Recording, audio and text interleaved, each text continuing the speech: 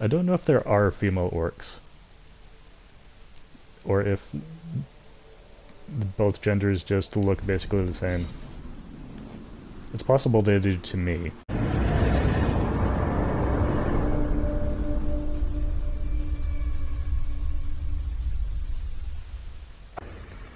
When I decided to start putting together my own collective fantasy world to use as a template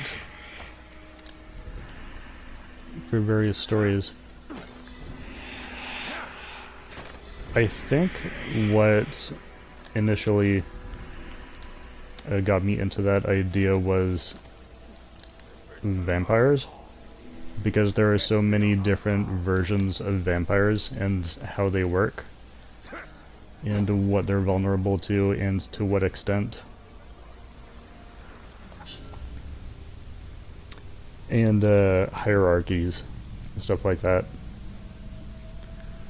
That I realized I would do myself a service by creating one universal standard version for myself to use as a base, and then just make changes as necessary for each individual story. And when you get into different lore from different stories, you'll find a variety of versions of the same race. Quite often, like elves, orcs, different kinds of vampires. The one that gave me the biggest headache, though, as far as trying to put together a sort of unified standard version, was trolls. There are so many vastly different versions of trolls. Oh my goodness.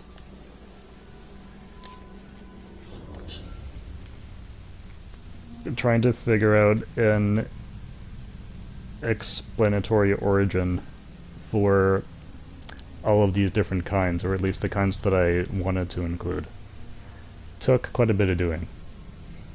I did eventually come to an explanation for trolls in my world that was something that made sense for me. Because I had gotten the impression that trolls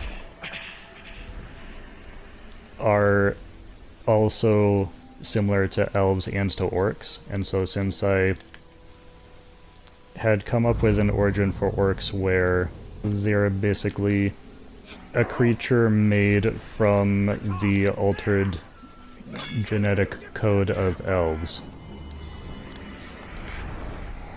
in an attempt to create the ultimate slave race, I decided that what made sense for my world was for trolls to be a sort of prototype, something in between elves and orcs that was originally a failed experiment that later got repurposed, and so they weren't just totally destroyed. They ended up finding another place in this guy's grand design, and then after his fall, at the same time that the orcs got their freedom and became their own culture, the trolls did the same. Interestingly, I ended up using my vampire template on a project that wasn't even technically fantasy, and I sometimes class it as dark fantasy because of some of the elements in it, but it's more post-apocalyptic as far as the genre, with some dark fantasy elements mingled in.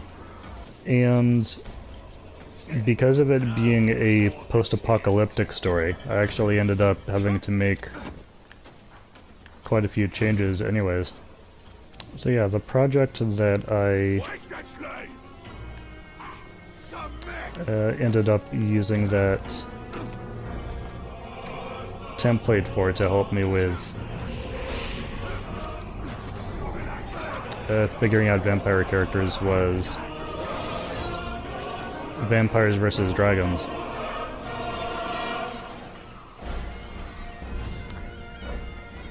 And when the idea for that story first came to me, one of the things I realized I needed to figure out is this story going to be set in a fantasy world or in the real world? Because it could go either way.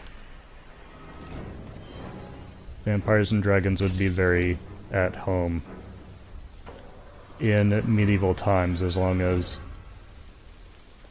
it's a relatively secluded area. But one of the things I had to consider was I always think about the core concept of the story when making decisions like that. And the core concept was vampires versus dragons. It's fairly straightforward. But it is a versus story, and whenever you're doing a versus story, one of the things that you have to make sure that you do in order for your audience to feel like you are treating the concept properly is you have to look at the strengths and weaknesses of both groups, or both individuals if it's one specific character versus another. The audience needs to know that you are acknowledging those things and working them into the story, and not giving one side or the other an unfair advantage that is unnatural to them. And one of the common weaknesses for a vampire is a crucifix. So I wanted to make sure that I included that. But there are things to consider when thinking about how to include crucifix as a weakness for vampires, because if you decide to set it in a fantasy world, then you have to explain why the cross has the effect that it does on vampires when that world probably hasn't encountered Christianity. Unless you want to get into interdimensional missionaries, which you can, but I, for the purposes of this story, didn't really want to get into that. Based on some of the fantasy worlds that I've seen, you don't necessarily need to incorporate Christianity specifically in order to use the cross symbol, because I have used it, I have seen it used just as a generic symbol of holiness or religion in general, because for a lot of people that is what it means, or it's the first thing that comes to mind when they see it. But because of my own personal faith, because I'm Christian myself, it is something that I have to take more seriously. I ended up deciding against having Vampires versus Dragons be set in a fantasy world, because I wanted to be able to incorporate the cross as a weakness less awkwardly than I would have to if I had to explain interdimensional missionaries. But then when I thought about setting Vampires vs. Dragons in the real world, in what would be the most obvious and natural environment, which is the medieval era, I thought about the scale of conflict that I wanted to do with this story and realized there is no possible way that that conflict is going to happen on that scale. And it not be something that either drastically changed the landscape of a large area or was recorded in history.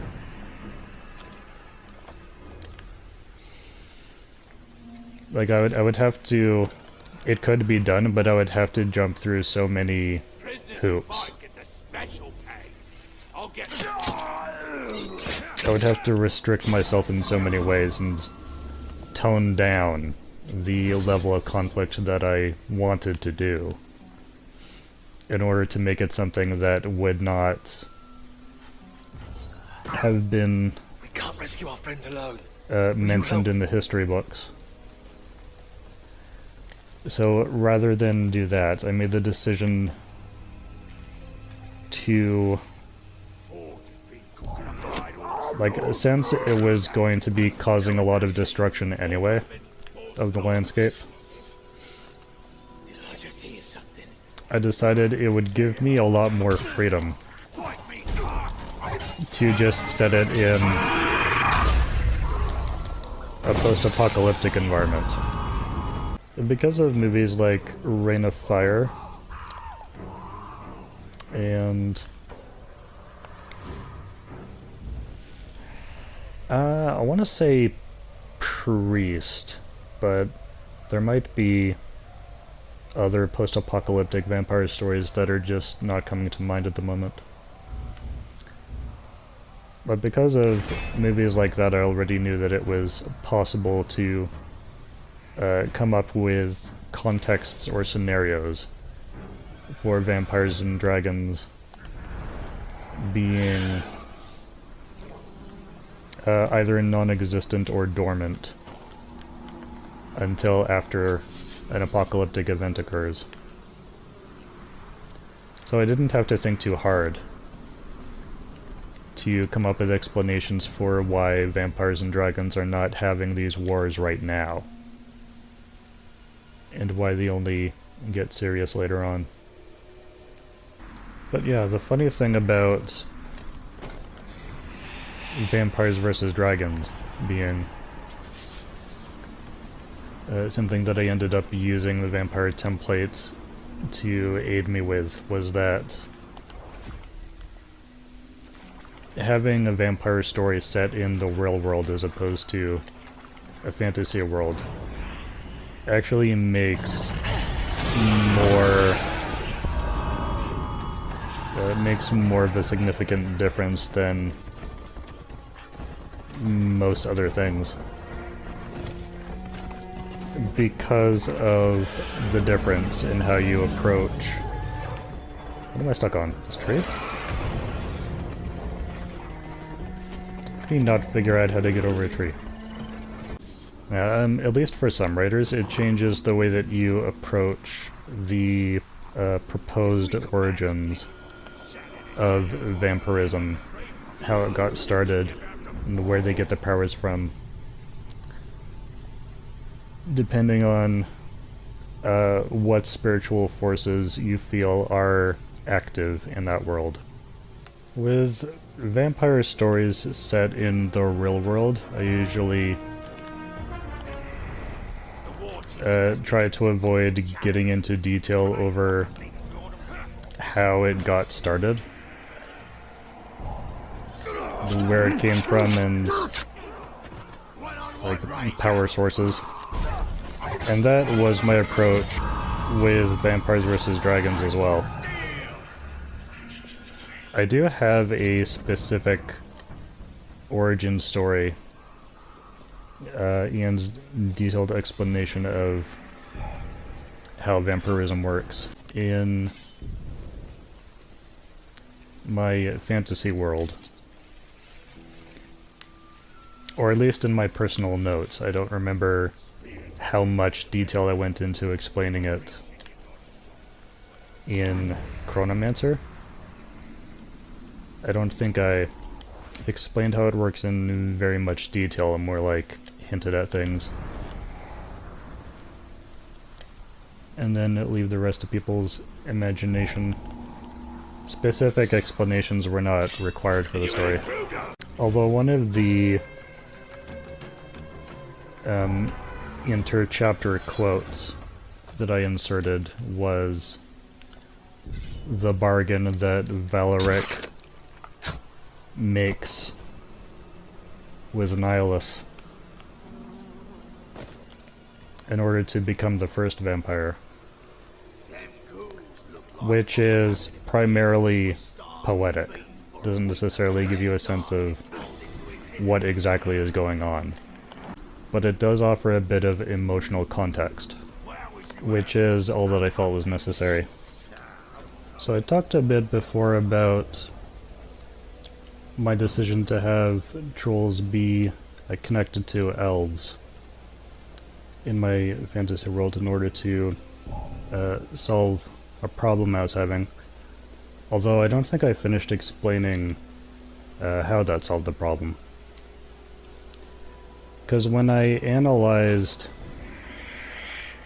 elves, all the different versions of elves that I could find in Middle-earth and Tamriel and Azeroth, there's quite a variety, and there's some commonalities, like high elves, dark elves, wood elves.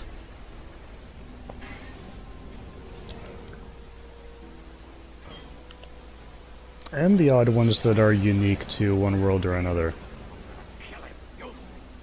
But it struck me how much variety there was in elven culture, that it could be broken into so many very different categories.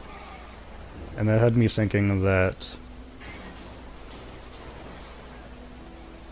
elves, I had come to understand as being a species whose primary trait is their ability to adapt spiritually to whatever group they are associating with the most, or whatever environment they are immersing themselves in. I like the idea that the High Elves in their early years had hung out a lot with the Alcar in the Western lands, and that therefore resulted in them having an aura of blessedness to them. And the Wood Elves, of course, being very much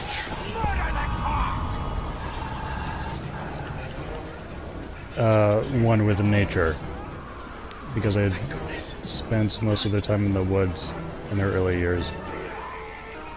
And also interacting with humans. And so the Wood Elves ended up being the most like humans. And the Dark Elves in their early years being in a place where there was no sunlight.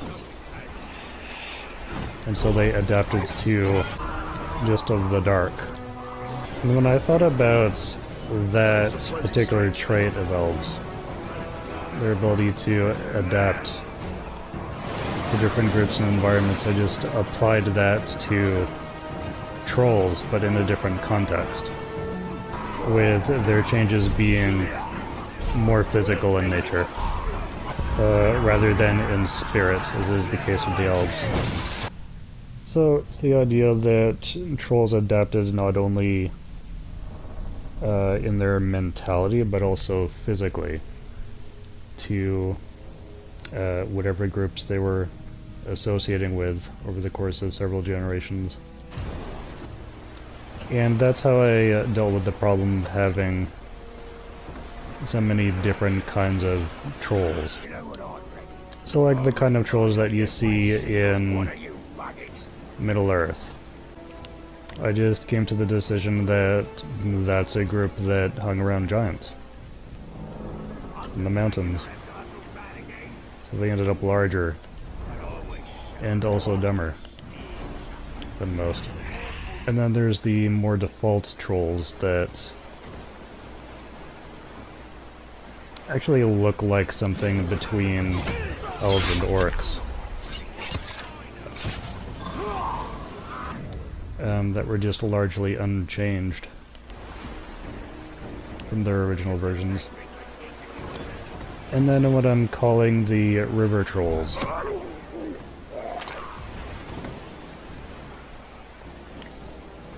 Which are the ones with the giant heads and mouths.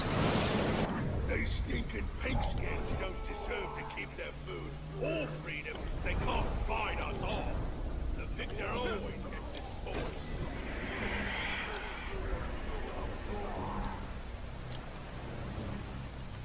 Yeah, orcs have been raised with a very might makes right mentality. We need a real. It's fairly common. And it's easy to teach, depending on what kind of evil armor you're hoping to formulate. Hey, made it to the end of the video. Thanks for watching. If you enjoyed this, don't forget to leave a like, leave a comment to let me know what you think, and subscribe to stay notified about future content. Until next time, thanks again for watching. I hope you're all staying safe. I'll see you later.